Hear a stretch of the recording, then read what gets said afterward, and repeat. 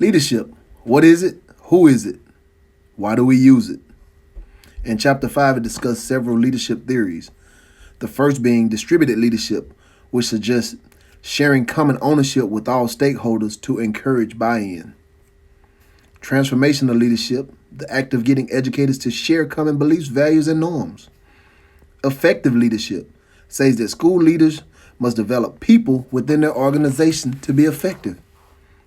Instructional leadership is the practice of focusing on students learning, and instructional issues to improve students' outcome. Servant leadership tells us that school leaders must be committed to providing care for their students.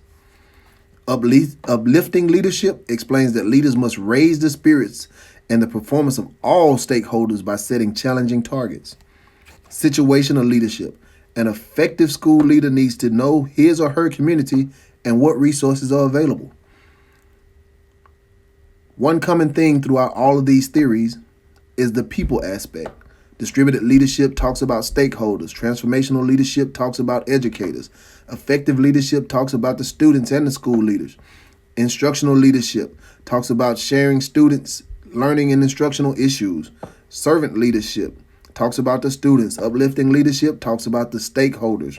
Situational leadership talks about the resources available to the stakeholders. So to bring this thing full circle, leadership to me is as common as managing people. That's right, managing people, doing the right thing for the right reason, and you get the right result. You can't manage everyone the same because everyone is not the same. You have to manage each individual as an individual. Again, doing the right thing for the right reason, and you'll get the right result. What does that mean?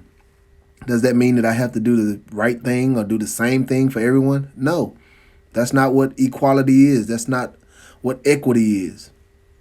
Equity means being fair to that person at that time. So with that being said, management, leadership, it's all a people business.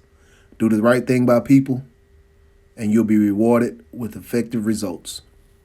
To sum up all these theories, it's important that leaders be purposeful, inclusive, and value-driven, embrace the distinctive and inclusive context of the school, promote an active view of learning, be instructionally focused, be a function that is distributed throughout the school community, build capacity by developing the school as a learning community, be future-oriented and strategically driven, be developed through experiential and innovative technologies.